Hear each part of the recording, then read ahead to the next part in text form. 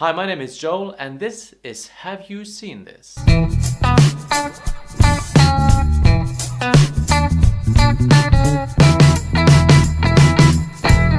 So, my brother Mark gave me a movie to watch, and now I'm going to do a little review about it. So let's talk about the box office flop Hudson, which cost about $65 million to make, but only grossed about $17 million.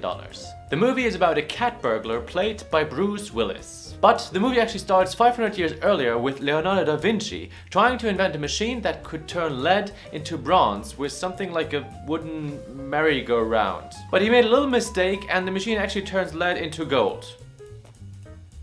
Whoopsie daisy. Oh, and I forgot, of course, a very essential part of a machine that would turn lead into bronze. It's a shiny star thingy that's also in the machine. Because that is how it works. So back into present day, Bruce Willis is blackmailed into stealing that shiny star thingy and a manual on how to use the machine. So he's breaking into a museum with a buddy of his and they're singing a song together to keep track of time. We got about 5 minutes and change. 5:32, swinging on a star. Carry movies home in a jar and be better off than you are.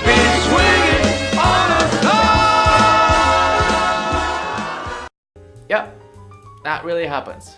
So, if you hadn't already realized with the wooden merry-go-round and the shiny star thingy, this would be the latest for you to realize that this movie is not to be taken serious. The fuck is the matter with you? So until this point, the plot is pretty obvious.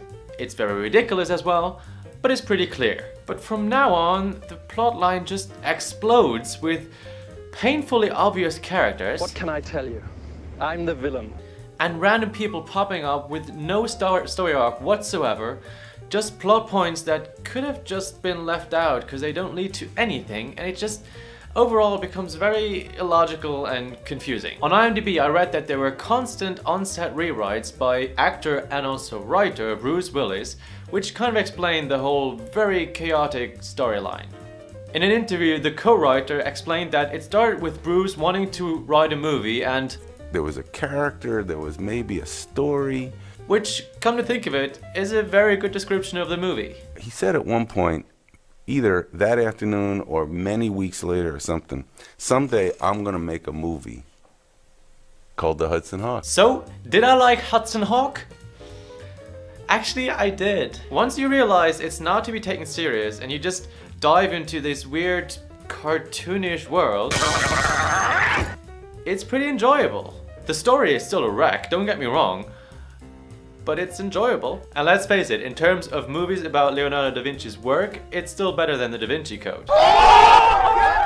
I would say it was definitely falsely advertised as an action movie, because that is not what it is. And in terms of self-aware comedy flicks, it really doesn't reach the bar of Naked Gun or Hot Shots, but it is definitely worth the watch. You just have to go into it with the right mindset. Alright, so thanks for this movie. It truly was a risky choice, and I will try to do the same for you now. I will give you Paperman, a superhero movie with Ryan Reynolds long before Deadpool. And just to give you a little hint, calling this a superhero movie is definitely false advertising as well.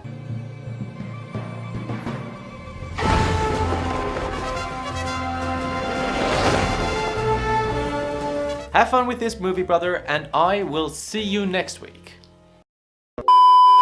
Earlier with Leonardo da Vinci. Earlier with Leonardo. In terms of movies about Leonardo da Vinci's work. In terms of movies about Leonardo. That name, Leonardo da Vinci. Leonardo da Vinci. And in terms of movies about Leonardo. Fuck man. And in terms of Leonardo da Vinci. And in terms of movies about